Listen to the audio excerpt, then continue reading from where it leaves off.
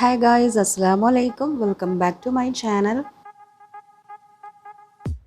ഇന്നത്തെ ഒരു special tea time സ്നാക്കാണ്. പൊട്ടാറ്റോയും എഗ്ഗും ഒക്കെ ചേർത്തുകൊണ്ടുള്ള അടിപൊളിയായിട്ടുള്ള എഗ് പൊട്ടാറ്റോ കപ്പാണ് ഉണ്ടാക്കുന്നത്. അപ്പോൾ ഈ ഒരു സ്നാക്കിന് വേണ്ടുന്നത് 4 പുഴുങ്ങിയ മുട്ട, ഒരു ക്യാപ്സിക്കം, പിന്നെ പൂരിക്കെന്ന പോലെ മാവ് കുഴച്ച് വെച്ചിട്ടുണ്ട്, കുറച്ച് മല്ലിയില അരിഞ്ഞത്, ഒരു മീഡിയം വലിപ്പത്തിലുള്ള ഉള്ളി ചെറുതായിട്ട് അരിഞ്ഞത്, പിന്നെ ഒരു 3 പൊട്ടാറ്റോ ബോയിൽ ചെയ്തെടുത്ത് വെച്ചിട്ടുണ്ട്, ഒരു ടേബിൾ സ്പൂണോളം റെഡ് ചില്ലി ഫ്ലേക്സ്, ആവശ്യത്തിനുള്ള ഉപ്പും ഒരു പച്ചമുളകും.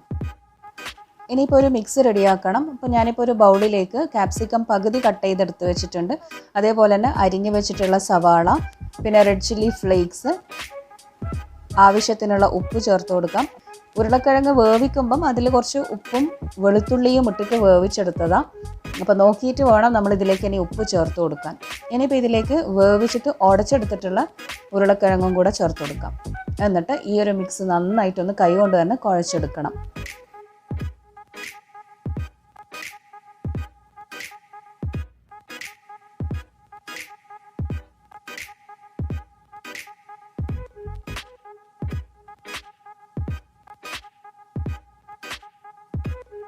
ഉരുളക്കിഴങ്ങ് നന്നായിട്ട് കട്ടയൊന്നും ഇല്ലാണ്ട് തന്നെ ആദ്യമേ ഉടച്ച് വെക്കണം. എന്താണെന്ന് വെച്ചാൽ നമ്മളിത് ബോളാക്കി എടുക്കുമ്പം മുറിഞ്ഞു പോകാതിരിക്കാൻ വേണ്ടിയിട്ടാണ്. ഇനിയിപ്പം ഈ ഒരു മിക്സിലേക്ക് ഞാനിപ്പം കുറച്ച് അവിലൊന്ന് പൊടിച്ചെടുക്കുന്നുണ്ട്. കുറച്ചൊരു 2-3 ടേബിൾ സ്പൂൺ മതിയാവും. അവിൽ നന്നായിട്ടൊന്ന് മിക്സിയിലൊന്ന് ക്രഷ് ചെയ്തെടുക്കാം, ഒന്ന് പൊടിച്ചെടുക്കാം. ഉണ്ടാക്കിയ ആ ഉരുളക്കിഴങ്ങിൻ്റെ മിക്സിലേക്ക് പൊടിച്ച അവിലും കൂടെ ചേർത്ത് കൊടുക്കാം. അവിലിന് പകരം നമുക്ക് ബ്രെഡ് ക്രംസ് യൂസ് ചെയ്യാം, മൈദ യൂസ് ചെയ്യാം, കോൺഫ്ലോർ യൂസ് ചെയ്യാം.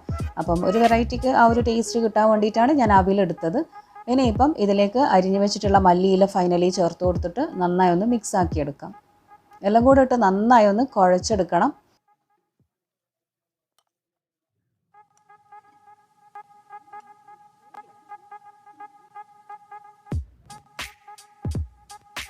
നന്നായി കുഴച്ചെടുത്ത ഈ ഒരു മിക്സ് ചെറിയ ചെറിയ ബോൾസ് ആക്കി എടുക്കുന്നുണ്ട്. ഇത് ചപ്പാത്തീൻ്റെ വലിപ്പത്തിലുള്ള ബോൾസാണ് ഞാനിപ്പോൾ ആക്കിയെടുക്കുന്നത്. ഈ ഒരു ബോളിൻ്റെ ഉള്ളിൽ വേവിച്ച മുട്ടൻ്റെ പകുതി വെച്ചിട്ട് കവർ ചെയ്തെടുക്കണം. അപ്പോൾ അതിന് കണക്കായിട്ടുള്ള വലിപ്പത്തിലുള്ള ബോളാണ് ആക്കിയെടുക്കേണ്ടത്.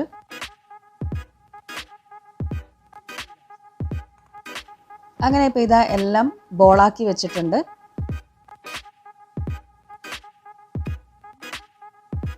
ഇനി ഒരു ബോൾ എടുത്ത് കയ്യിൽ വെച്ചൊന്ന് പരത്തിയെടുക്കാം. എന്നിട്ട് അതിലേക്ക് നേരത്തെ വേവിച്ച് വെച്ചിട്ടുള്ള മുട്ടൻ്റെ പകുതി ഒന്ന് വെച്ച് കൊടുത്തിട്ട് ജസ്റ്റ് ഒന്ന് റോൾ ചെയ്തെടുക്കാം. അപ്പോൾ പൊട്ടാറ്റോ ആദ്യം നന്നായി ഉടച്ചെടുത്താൽ മാത്രമേ നമുക്ക് ഇതേപോലെ ശരിക്കും ബോളാക്കി എടുക്കാൻ പറ്റുള്ളൂ. ഇല്ലാന്നുണ്ടെങ്കിൽ മുറിഞ്ഞു പോകും. അപ്പോൾ ആദ്യം തന്നെ നന്നായി ഉടച്ചതിന് ശേഷം ഇതേപോലെ ഇട്ടങ്ങ് ബോളാക്കി എടുത്താൽ മതി. അടുത്തത് കുറച്ച് പൂരി റെഡിയാക്കിയിട്ടുണ്ട്. ഇത് സാധാരണ നമ്മൾ മൈദയും ഉപ്പും ചേർത്ത് കുഴച്ചെടുക്കുന്നത് തന്നെയാണ്.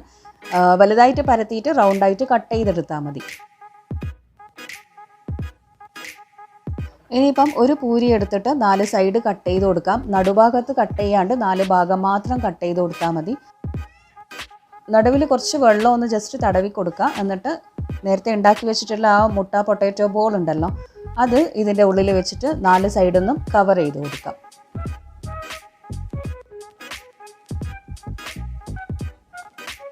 ഇപ്പോൾ കണ്ടോ, ഇതൊരു കപ്പ് പോലെ ആയില്ലേ. ഇതേപോലെ തന്നെ ബാക്കിയുള്ളതും ഉണ്ടാക്കിയെടുക്കാം. നേരത്തെ പൊടിച്ച അവിലിൻ്റെ പൊടി ഉണ്ടല്ലോ, അത് ജസ്റ്റ് ഈ ഒരു പൊട്ടാറ്റോൻ്റെ മുകളിലൊന്ന് സ്പ്രിങ്കിൾ ചെയ്ത് കൊടുത്താൽ മതി.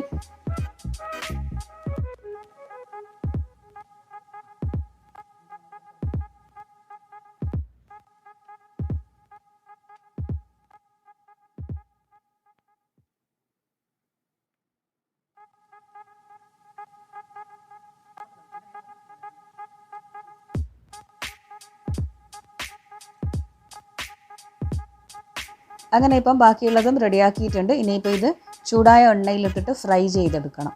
അപ്പോൾ ഞാനിപ്പം ഓയിൽ ചൂടാകാനായിട്ടൊരു കടായിലേക്ക് ഒഴിച്ചു കൊടുത്തിട്ടുണ്ട്. ഓയിൽ നന്നായി ചൂടായി വന്നു കഴിഞ്ഞാൽ 1 or 2 ഒക്കെ ഇട്ട് കൊടുത്തിട്ട് നന്നായിട്ട് ഫ്രൈ ചെയ്തെടുക്കാം. ഇനിയിപ്പോൾ ഈ എണ്ണയിലേക്ക് ഇടുമ്പം പൊട്ടാറ്റോൻ്റെ ബോൾസ് പുറത്തേക്കായി പോകുമോ എന്നുള്ള ആ ഒരു ടെൻഷനും പേടിയൊന്നും വേണ്ട. കാരണം എന്തായാലും നമ്മളിത് നനച്ചിട്ടൊന്ന് കവർ ചെയ്ത് കൊടുക്കുകയാണല്ലോ ചെയ്യുന്നത്. അപ്പോൾ സൈഡൊക്കെ നന്നായിട്ടൊന്ന് ഒട്ടിച്ചു കൊടുത്താൽ മതി. ആ 4 ഭാഗത്തുള്ളതും നന്നായിട്ടൊന്ന് ഒട്ടിച്ചു കൊടുത്താൽ മതി. ഇനിയിപ്പോൾ ഇത് അങ്ങോട്ടും ഇങ്ങോട്ടും ഒക്കെ തിരിച്ചും മറിച്ചും ഇട്ട് കൊടുത്തിട്ട് നല്ലൊരു ഗോൾഡൻ ബ്രൗൺ കളർ ആവുന്നത് വരെ ഫ്രൈ ചെയ്തെടുക്കാം. ഇതിൻ്റെ ആ ഒരു മാവുണ്ടല്ലോ, ഔട്ടർ പാർട്ട് ഉണ്ടല്ലോ, അത് നന്നായിട്ടൊരു ക്രിസ്പി ആയിട്ട് നല്ലൊരു ഗോൾഡൻ ബ്രൗൺ കളർ ആക്കി എടുക്കണം. ഒരു മീഡിയം ഹൈ ഫ്ലെയിമിൽ വെച്ചാൽ മതി. അങ്ങനെ ഇതാ ഒന്ന് ഞാൻ പൊരിച്ചെടുത്തിട്ടുണ്ട്. ഇതേപോലെ തന്നെ ബാക്കിയുള്ളതും പൊരിച്ചെടുക്കാം.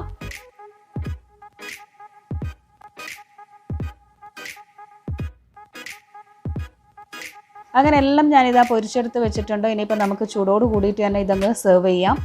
ചൂടോട് കൂടിയിട്ട് കഴിക്കാം. അടിപൊളിയാണിത്. പുറമേയുള്ള ആ ഒരു ഔട്ടർ കവറിൻ്റെ ക്രിസ്പിനെസ്സും പിന്നെ ഉള്ളിലുള്ള പൊട്ടേറ്റോവും ബോയിൽഡ് എഗ്ഗിൻ്റെ ടേസ്റ്റും എല്ലാം കൂടി ആയപ്പം അടിപൊളിയായി. അപ്പോൾ എല്ലാവരും ഇതൊന്ന് വീട്ടിൽ ട്രൈ ചെയ്ത് നോക്ക്. എന്നിട്ട് ഫീഡ്ബാക്ക് എന്നെ അറിയിക്കണം. അപ്പോൾ പുതിയ റെസിപ്പീസായിട്ട് കാണുന്നത് വരെ ടാറ്റ ബൈ ബൈ.